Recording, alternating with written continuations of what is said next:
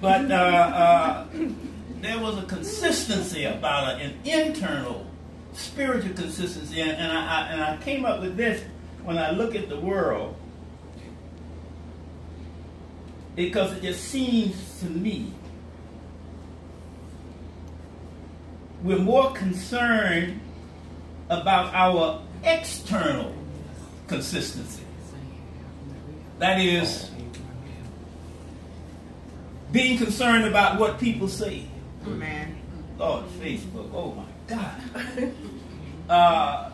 Worrying and wanting to do those things that will say to other people, we's good people. You like to hear that, hey, we's good people. And that, against a backdrop of a mother whose internal consistency, whose spiritual consistency, not just with my mother, but as I stayed up and watched that draft, and I said, I'm going to watch it until they draft Shaquille.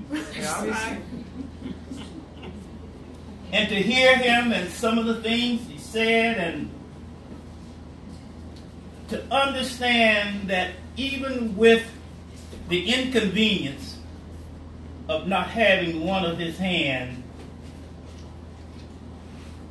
I believe it was the mother, or father, to the mother's internal consistency. Amen.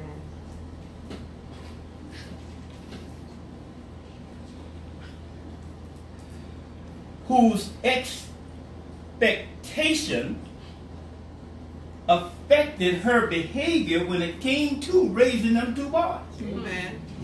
Even if you got one hand, there ain't no handicap, just an inconvenience. Amen. But he was drafted by the Seahawks, so really. Amen. All right.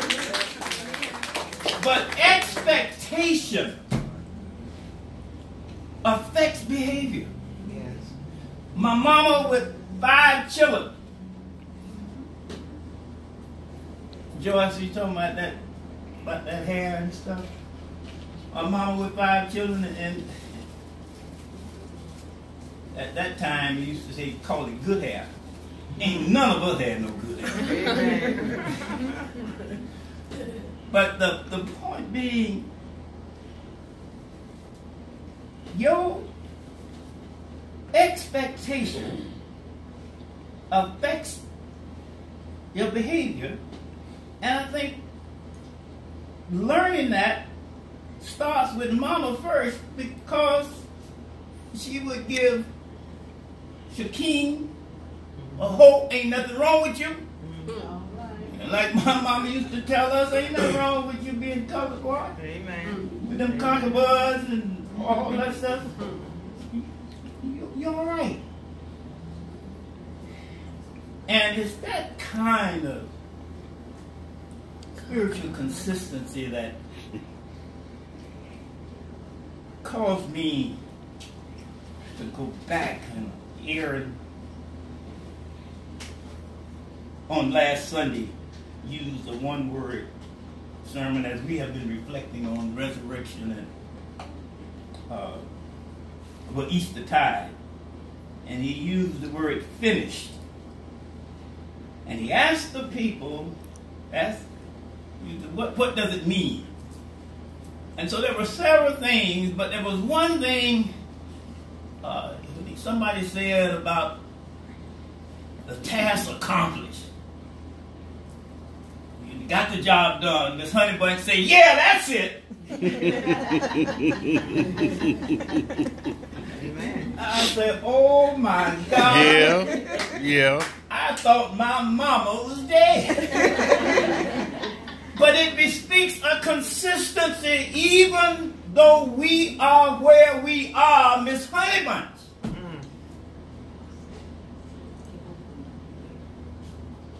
Brought back to me that as we are continuing to embark on this task,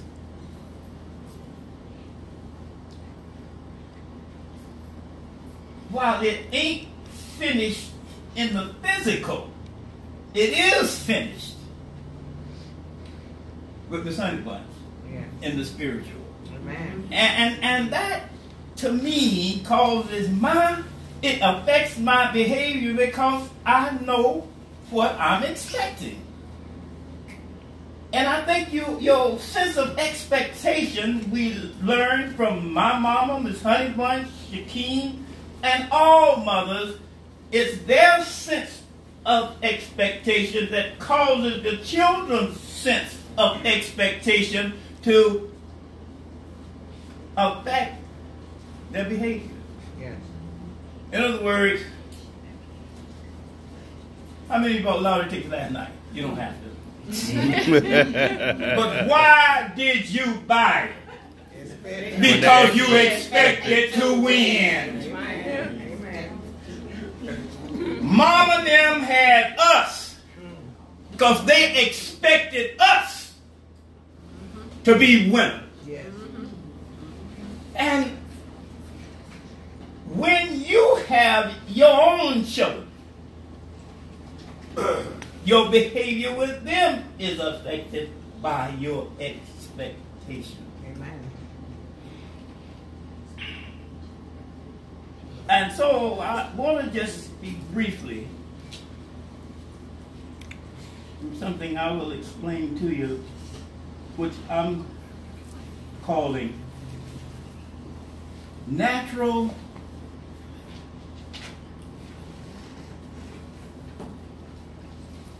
and unprocessed. Womanhood in general, but men in particular. I mean, mothers in particular. As I listened to Miss Honey Bunch shared with us, when somebody said it's done, this task is finished. And she said, that's it, her exclamation. It said that exclamation on her part, as she responded to Aaron's question, it was very natural. And it wasn't processed to say what maybe people want to hear. And Miss Honey Bunch ain't going to say what you want to hear. Especially when it comes to New Philadelphia, she's going to say what it really is. All right. And I thank her for that. And so,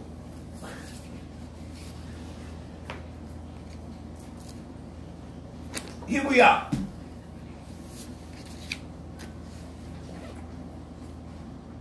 In a world that will try to process us. I ain't picking on Facebook and all these other things. But when you got a dumb president that tweets, and then people on Facebook who are cowards will say something about you but won't give you the name, or will lie and give you the first name and not the last. But to say some things that don't need to be said on Facebook. Amen. But they do it because they have been worldly processed. Amen, real. Amen. Mama and them was concerned about us being processed. They wanted us to be natural. Don't forget where you come from. And I say to the young people, I'm 77 years old, and I didn't have hot water until I was well, we had to heat it, but I'm talking about running cold and hot water, running hot. I didn't get that until I was in the 6th grade. So we had to heat that water. And they would tell them a lie every night. We didn't take no bath every night. We used that foot tub to wash out. Amen. All right, real. Amen. And the first towels I got was when we showered at 16th Street Junior High. Okay. But I thank God for that, because with that kind of experience and with a mama who was natural and unprocessed by the world, it caused me to be natural and unprocessed. Now, what else am I saying about that? Well, here in John, where the Jews telling Jesus that he was a demon. Well, it was because Jesus, to them, wasn't saying what they wanted to hear. And they just really didn't believe him to be the Messiah. But most of all, it was because he was just being Jesus. He was natural and he wasn't processed by his day. And so they told me he had a demon, but then the Jews said, now we know you have a demon. Abraham died and so did the prophets. You say if anyone keeps my word, he will never taste death, ever. Are you greater than our father Abraham who died? Even the prophets died. Who do you pretend to be? If I glorify myself, Jesus answered, my glory is nothing. My Father, you say about him, he is our God. He is the one who glorifies me. You've never known him, but I know him. And if I were to say I don't know him, I would be a liar like you. But I do know him, and I keep his word. Your father Abraham was overjoyed that he would see my day. He saw it and rejoiced. The Jews replied, you aren't 50 years old yet, and you've seen Abraham? And Jesus said to them, I assure you, before Abraham was, I am. Amen. Before me and you was, Mama is, I am. Mama was there. So like even when for the first child, not even knowing what motherhood was all about, she was helped. And she became the mother from the mother of that mother who was natural and wasn't processed by the world, and they passed it on to us. I think of my mama, yeah, she used some choice words, but with 5 children, you couldn't help but use something. But the point being is that before I'm natural and processed, it's because before I was, my mom and them was natural in process. In other words, Jesus was trying to tell these the Jews and show them how natural and unprocessed he was, and how unnatural and processed they were. That's kind of difficult to get, and especially when God gives you a task. You find yourself having to go back or try to remember, but most of all, you need to come to the Word of God to find out where in the world I'm going with this to get to that point that it's finished. And then when you can hear Ms. Honeybutt say the completion of when somebody says a task that's been completed, it's done. Jesus said, Aaron said that it's finished. Then Jesus made it known that the task, the fight, the struggle with the world's processing, the world's unnatural way of treating mankind, there was a difference that was made because that Hail Mary pass thrown by Mama Eve was caught at Calvary, and Jesus made it possible for every one of us to win, but what's required, you got to have on your team to be natural and not processed by the world. Well, let me bring it right on down. In Genesis 3:5, you find the world processing. And in Genesis 3, you find 4, when the Lord saw that he had gone over to look, God called out to him from the bush, Moses, Moses. And Moses said, here I am, he answered. And the Lord told him, don't come any closer. Remove the sandals from your feet, for the place where you are standing is holy ground. The place you're standing is not processed ground, it's unprocessed ground. And then he continued, I am the God of your father, the God of Abraham, the God of Isaac, the God of Jacob. Moses hid his face because he was afraid to look. And then going to verse 11, but Moses asked God, who am I that I should go to Pharaoh and that I should bring the Israelites out of Egypt? And God told him, I'll certainly be with you.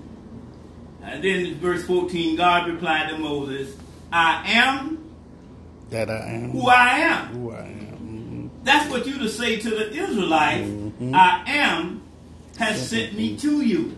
And to just deal with that with a mother that I saw as being, as I look back, she was not worldly processed. She was consistently spiritual. Even when she didn't use Sunday school words, there was a steadiness about her and the way she reared all of us. She wasn't phony, wasn't no hypocrite. Well, but then I can think about them times though when we did get a phone and the bill collector was called up there and tell him I ain't home. Amen. And we told him. When we used to try to do that with Vicky, Vicky would hold that phone and just, she ain't gonna tell him, she ain't gonna lie. Amen. But don't hold that against me. Amen. Because as a part of our growing up, especially as a people, we were still being processed by the world because we didn't want to be talked to so bad. And then we didn't want to lose and talk back so bad either. Because, you know, they said something to me and I say something to them too. But the point being is that Moses was told by God, I am who I am, as Jesus would say to the Jews, before Abraham was, I am.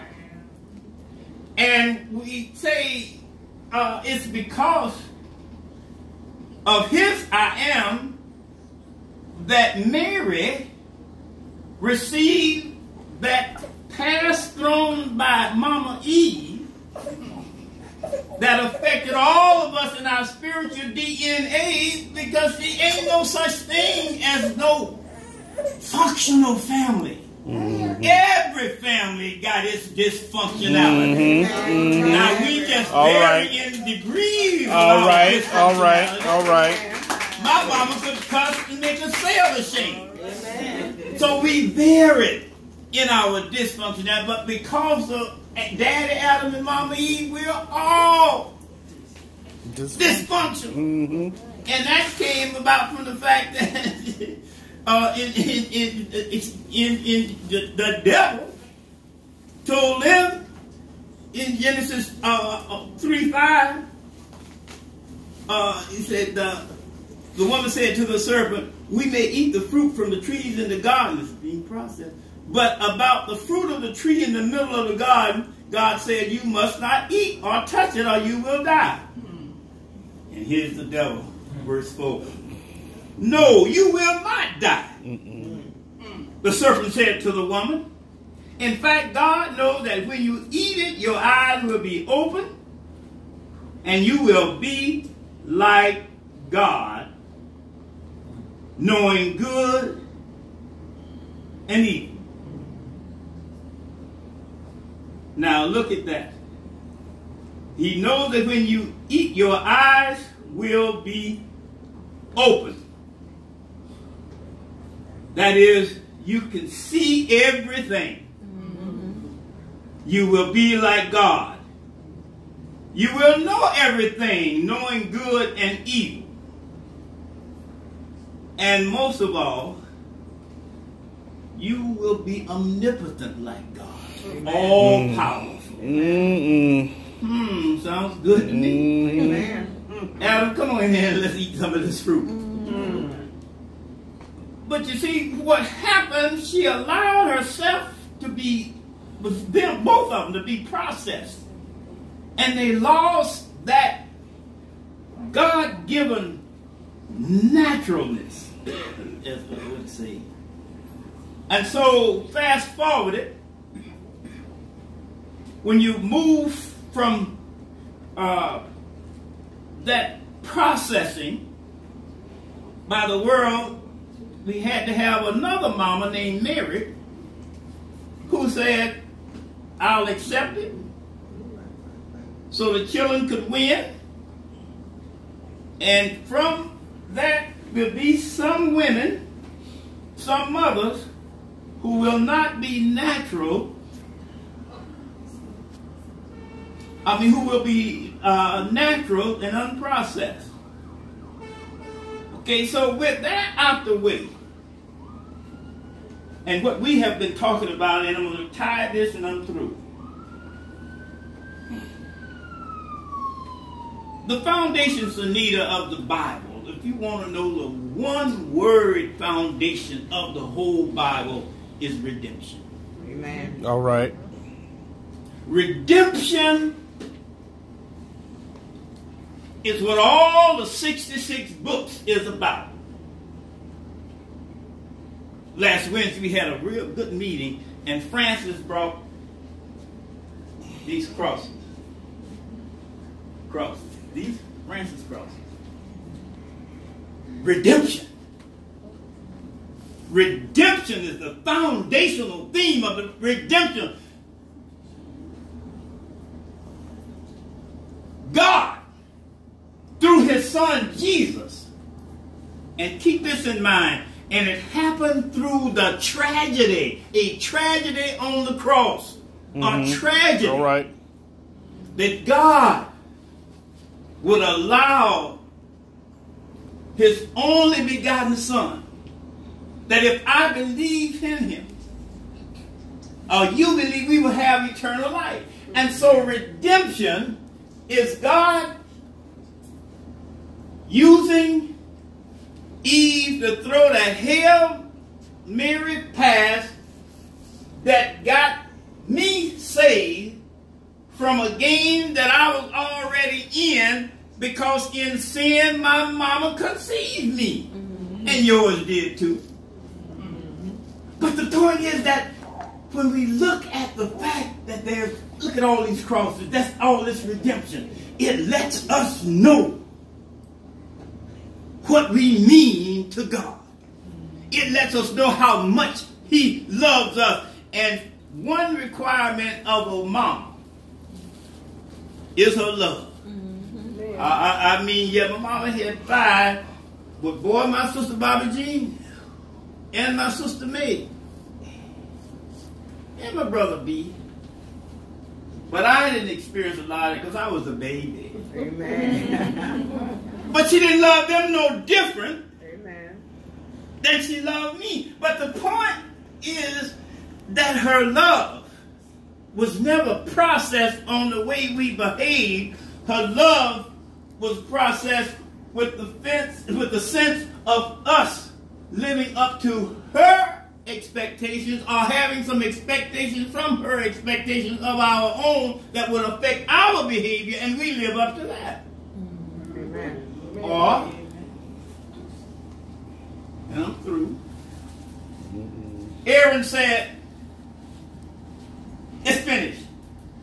Miss Honeybunch said, that's it.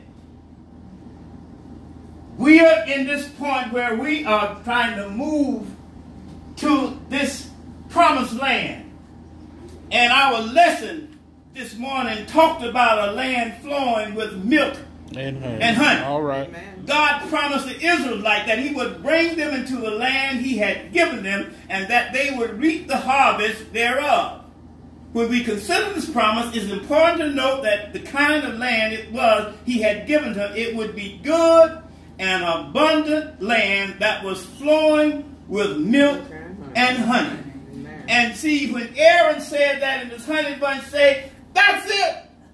Amen. God had revisited New Philadelphia and reminded us that over there in Nice is a land flowing with milk and honey buns. Yes. And see, what happened was, my daughter told me to take some honey, some vinegar, in some warm water. Amen. Lemon. And to take it because it can help what ails you. Amen. Now, she don't own no apiary. All right. But she didn't get any kind of honey. She got this honey that was raw and unprocessed. All right. You see, raw and unprocessed honey can really blend if I'm raw and unprocessed from the world. All right. And see, if I'm raw and unprocessed from the world, and you too, you can be happy. All right. Now, what happened with this was, I had kind of left it, where some of the honey drained down, and it was on the shelf, but I saw some ants trying to get up there. And I could understand ants being attracted to something that was raw or natural and unprocessed. But they couldn't get in there because it was sealed. But you can learn something even from the ants. They were steady crawling and trying to get up in there. You know about ants is the fact that with ants, like in the church, ain't no big eyes or no big ants and little ants. There is the queen ant, but they got the soldier ants who do all the work. And this comes from the National Geographic, when they showed all they magnified these small creatures, insects in so many ways, and how God has equipped them.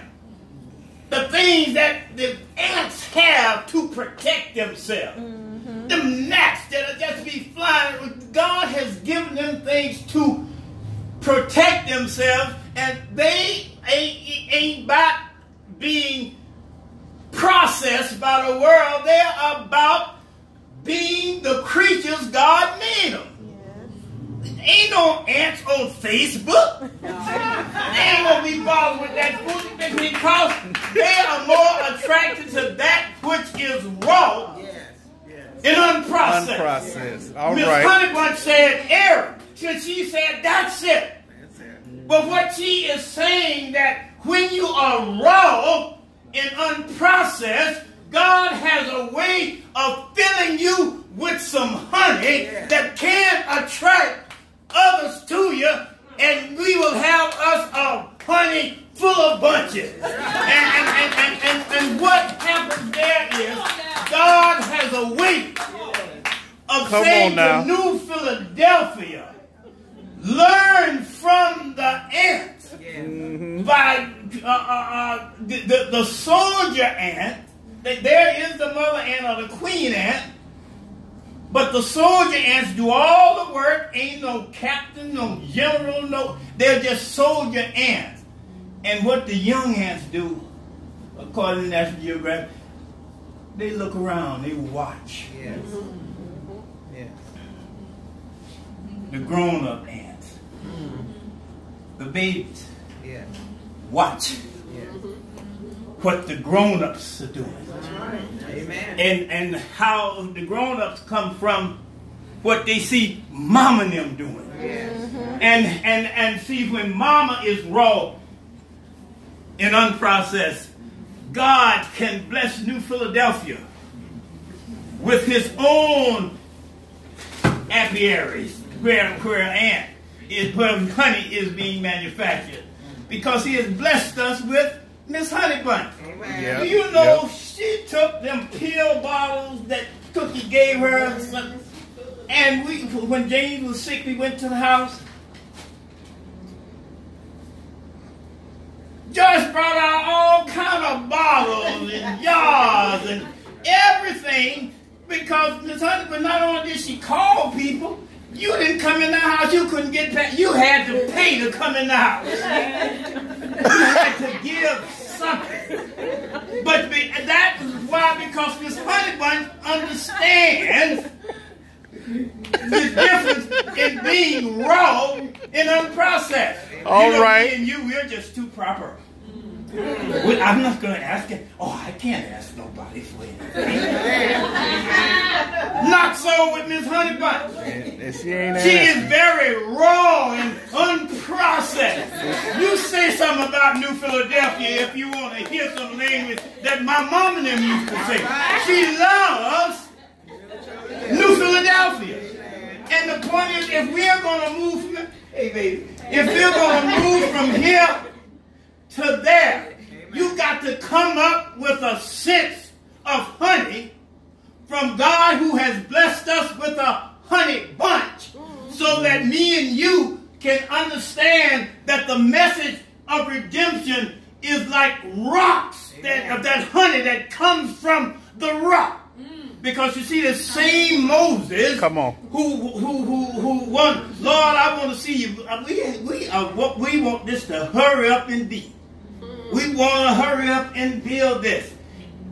Miss Honey Bunch said, "That's it. It's finished." Amen. But the point is,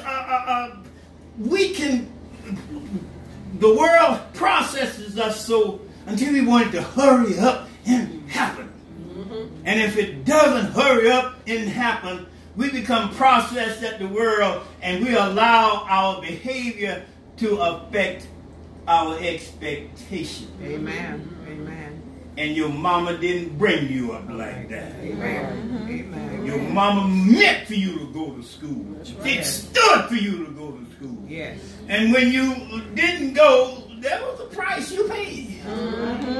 But the point that we're making here is,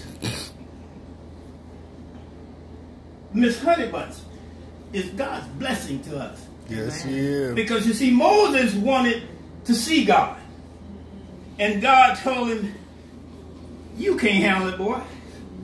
You're being processed. You've been processed by the world. You just want to see me. But he told him, what I'm going to do, I'm going to let you see my backside. I'm going to hide you in the cleft of the rock where there was that protection. But what you find out when you talk about honey, milk and honey, honey came from rocks with certain fissures in them because bees found it. Able to make honey there with the comb, to make honey there, and wouldn't nobody mess with it. And because nobody could mess with it, it made it sweet as can be. Didn't have to be processed. It tastes better raw. And so, and what is the point? The point for me and you is to understand that this world ain't got no place. Just like we see with Jesus, this world ain't got no place for that which is raw and unprocessed. So what do you do with it? Well, here it is. Jesus said, before Abraham was, I am. Amen. Aaron said, it's finished. We're still in Eastertide. We're waiting for Pentecost and Thursday, what we call it Holy Thursday. All of this is a part of the Christian experience. Because you see, ours is a religion based on revelation. And what God did reveal, that he can make honey come from a rock. And so Jesus would say, upon my rock, upon this rock I will build my church. So when you go back and he told Moses to say, tell Pharaoh I am who I am, because he wanted his people to worship him. I am who I am. And Jesus telling them before Abraham was I am, what me and you got to do to finish the job, and God has blessed us with a bunch with honey in it back there that comes from the rock, and the rock is Jesus. The honey that comes from the rock makes it possible for me and you to be the I am of our mamas who am before me and you was. And what does that mean? And I'm through. Jesus, Moses, I am in the Old Testament, is I'll be all you need me to be when you need me to be all you need. But he had called them to be a nation of priests and not be processed by the world. They became processed, and they didn't become a nation of priests. They became a nation with priests. But then fast forward, and because of that Hail Mary, he told the church, I'm going to make you a kingdom of priests. And by making us a kingdom of priests, he lets us know that if, okay, I am a sinner. You am too. I am. I am a failure. I am wrong. I am guilty. All of those things are true. But look at all this redemption. All right. It means if I take my I am a sinner and tied it to his I am your Savior, then my I am become his I am. Because you see, when he said, took on my I am, he says, I am a sinner. And what he has done is, he wasn't no sinner. He took my sin and made my I am his am, and my am his I am. And when Jesus' I am takes on my I am, it means I am Jesus' I am. And when I'm Jesus' I am, it renders me raw and unprocessed. All right. Don't you know that what happened on Calvary, that Jesus was trying to make me and you aware that if you just hang on in there and don't let the world process you, because one of the most stressful things in life is waiting on God. Hello? Amen. You waiting on him to do something, and he ain't done nothing about it yet. And you're still waiting. Well, honey, wait on him. Because you serve a God. We talked about the Hail Mary. The boy might catch it and he might not catch it. But Jesus ain't never been defeated. All right. Jesus always wins. That's right. And you don't let the world process you into thinking that you can't win. All right. All right. Shaquille, You don't have to have two hands to become God's I am. All right. You are his I am. All right. When you realize that you are to be raw. He made you raw and unprocessed, and we have been blessed in a special way because he has blessed us with a honey bun. Amen.